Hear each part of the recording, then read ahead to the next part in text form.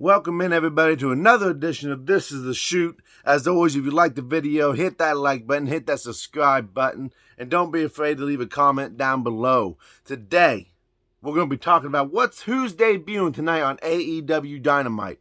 Tony Khan's been making the headlines. Tony Khan's been doing what Tony Khan does. Press conference and letting us all know that we got a big surprise coming to AEW. Problem is, Tony Khan makes every debut seem like a big debut, which is great for that superstar because it does build a hype around him. But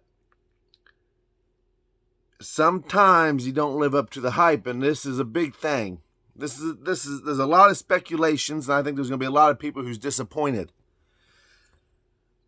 Jeff Hardy, Keith Lee, and Karrion Kross are some of the bigger names that has been thrown out there. Who's going to debut.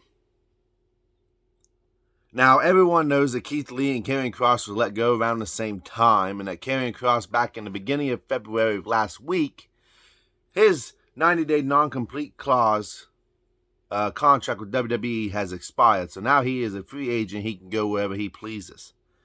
Same with Keith Lee. But with Keith Lee, I think he's the least likely one to show up out of the three that I just named. Mainly because he's on his honeymoon right now with Mia Yim, who they just got married this past weekend. So congratulations to them guys. But they're showing pictures of them being out there on the beach, sipping margaritas, having mojitos, enjoying the life, enjoying the honeymoon phase. So they're out there doing that right now. So I highly, highly doubt that Keith Lee's going to debut on AEW, and I'm not sure Keith Lee would be a fit on AEW. Keith Lee's kind of an impact guy, and that's not downgrading him by any means. It's just the flow of the show. Next, we have, at the mid-likely scenario, is Jeff Hardy. Now, Jeff Hardy, his non-compete clause does not end until March 10th. So he's still under contract with WWE that he can't compete with nobody right now. Sure. There's always the possibility that, Tony Khan can go in there and buy him out and buy that contract out. And even Matt, his brother, had this to say, and I quote, "As far as an update on Jeff and what's going on, I don't think he's the guy coming in this Wednesday, against Isaiah Cassidy. Although, who knows? Tony Khan and Papa Khan, they got a lot of money. Maybe he bought out his contract. And maybe it is happening earlier. Who knows? Now, this could be Matt pulling out the veteran tricks of keeping his brother's debut a secret, which that's what any good brother would do, is keep this a secret. And, I miss the days where everything was a secret inside the world of wrestling, where you didn't know who was going to debut. I was live in Cleveland, Ohio, at AEW when Danhausen debuted. Now, a lot of people don't know who he is, including myself, but I knew there was a lot of buzz around him. So when I saw him, it was just a reaction. He still got a reaction out of me. I don't know what he's known for other than his gimmick, other than he invests everything in that gimmick. So, who knows? Matt could be playing us all for a fool. Matt could be playing each and every one of us as a fool that Jeff is not going to come in this here tonight. Most likely, we're going to see Killer Kross, a.k.a. Karrion Kross, if you know him in WWE, like I did, and Scarlett. Now, Scarlett's contract, she expired earlier because she was still under NXT's contract, so they had the 30-day non-compete. Well, Killer Kross was on that 90-day non-compete because he was on the main roster. That's kind of how that works out, by the way. Now, video at a signing drop where Scarlett apparently almost let the cat out of the bag that they would be there. Have I seen the video? No. Can I speculate on it? Yes. Killer Kross. I think his character could work in AEW, but the problem I have with AEW is I think the roster size is big enough as it is. They're still bringing in a lot of people, and yes, that's going to bring viewership. Yes, that's good business as far as it's going to bring certain eyes onto your product, especially when you're promising a debut. People are going to tune into your show to see who's going to debut.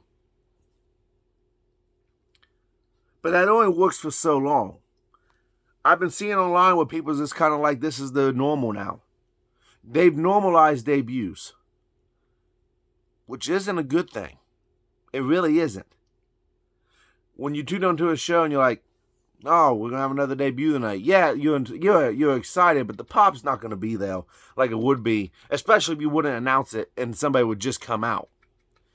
You know, Mercedes Martinez was the last debut besides Danhausen that I can recall, and she didn't get much of a reaction, at least what I could judge her on TV. She got some reaction, but she didn't get a great big reaction.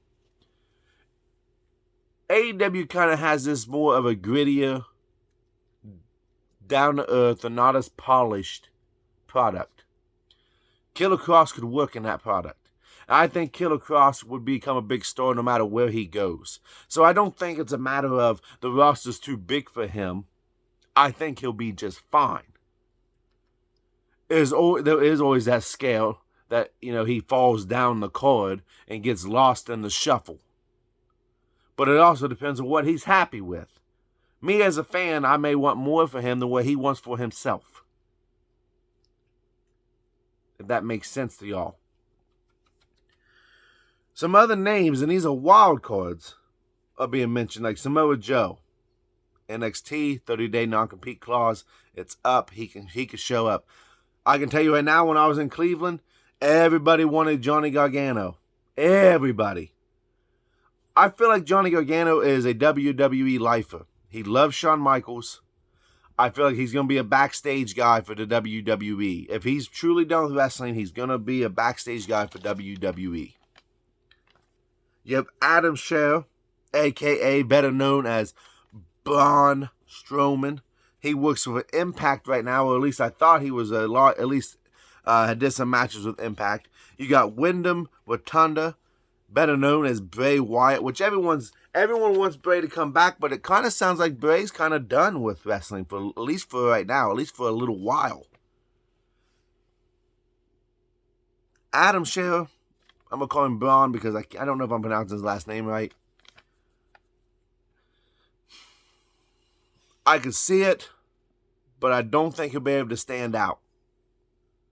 And that's not a knock on him. Like I said, it just comes down to the roster size. Here's who I think is going to debut. This is my prediction. If you made it to the end of the video, this is my prediction. Tony Khan keeps mentioning we're opening the forbidden door again. All these guys I just named are free agents. There's no forbidden door to open. None.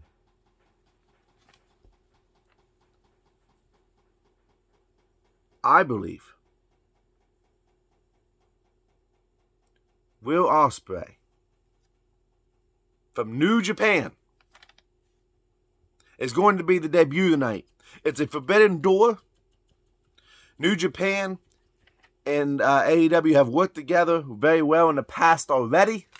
Impact seems to have aligned themselves with WWE, at least for right now, at least for that one and off for Mickie James. The same with NWA and Melina, by the way. And Will Ospreay has been calling out CM Punk. One of his quotes was, he was the best in the world in 2011 among a batch of bad wrestlers. Will Ospreay makes the most sense if you're going to pursue this forbidden door. If you're going to continue with this forbidden door, then you know that it has to be somebody from another company that's not a free agent. If that's really what they're going to do. And Will Ospreay makes the most sense because he's been calling out CM Punk.